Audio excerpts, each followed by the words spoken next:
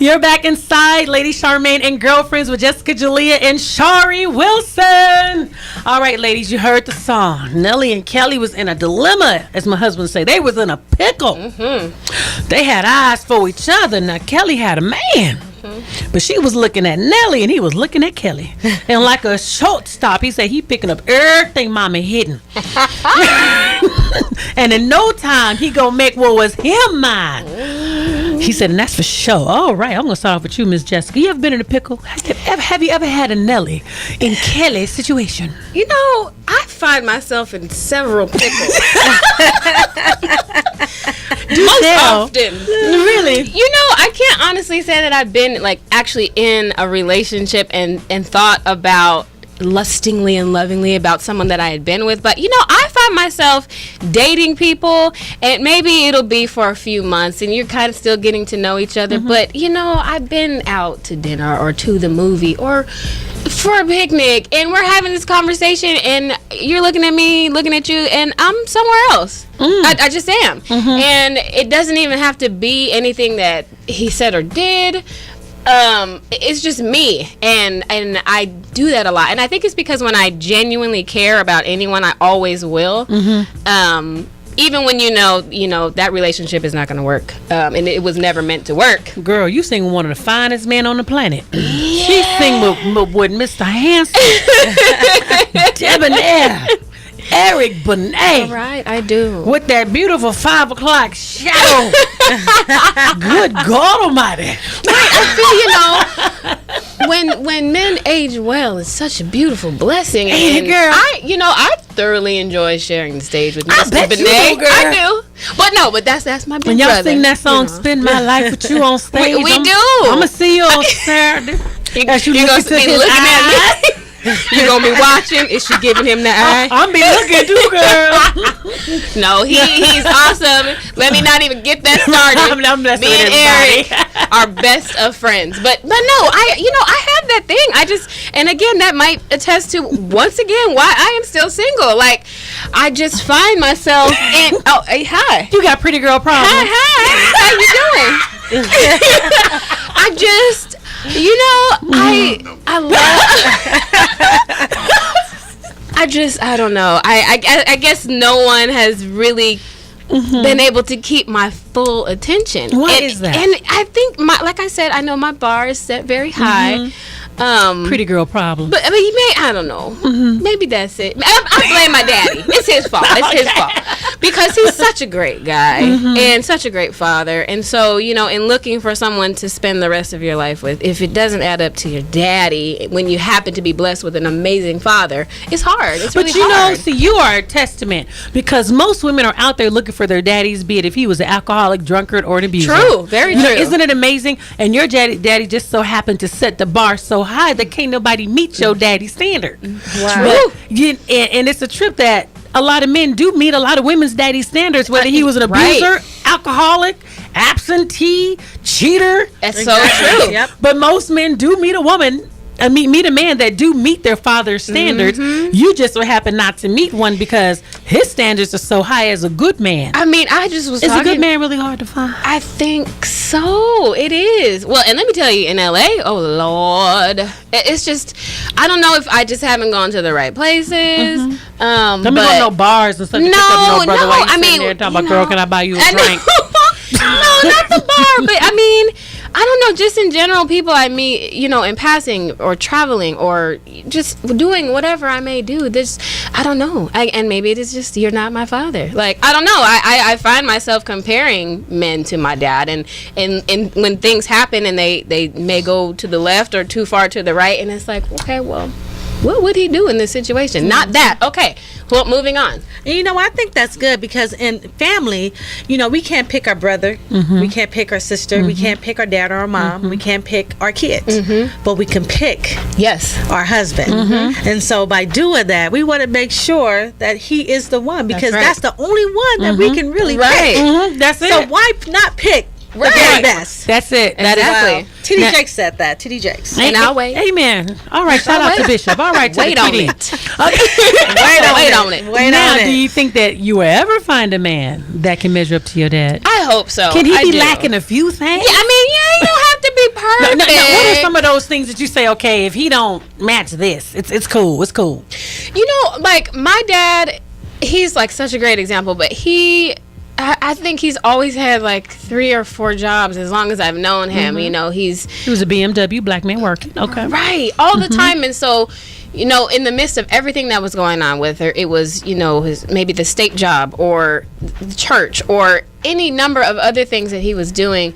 He was always available for my mother and for us when we needed him. Whether it would be physically demanding or, you know, we needed help with homework or we needed advice or whatever, he always made himself available, and there was no excuse. It's not, oh, I'm too tired to do this. No, I'm not, because I'm your husband or I am your father and this is what I'm supposed to do. You know, and my mom was blessed to be able to raise all of us, and she didn't have to go to work. And I'm not saying that I want to do that, because I don't know how I would handle that much time at home. I like to be able to travel and work, but that's what she wanted to do, and he provided that life for her. Wow. And so, you know, I look at them, and they've been married for a long time. I don't know, how old am I? So probably going on 34, 35 years. How many siblings? I'm the oldest of 6. Wow. Yeah. So no wonder why you like, look here. Yeah. Especially when you got men that got 6 different baby mamas. Right. Around there. And your daddy stayed home, took care of those 6, and did whatever you needed to do, worked 3 or 4 jobs. Yeah. His feet wasn't kicked up on the couch. No, never. Talking about when you're going to get up and get a job. And even now when he talks about retiring, he's like, because when I'm retired, I'm going to do this, and that. He told me the other day, he said, girl, when I retire, I'm going to be on fire. I said, okay. So he just, like, he likes to be busy and active, but like I said, he was always very much involved in all of our lives and always very much available. You know, and just like the little simple things like opening the door and chivalry. Yeah, like do you mean he at your age? He do you cares. meet a lot of chivalrous men at this age? Do you think for some young men in their 20s and 30s, do you think chivalry's dead? Is or dying it's off? on the way out. I think it's on life support. Yeah, icebox where my heart used to be. I don't know. I think, you know, I can count on probably one hand how many friends that I have that I've known for a long time whose parents are still married.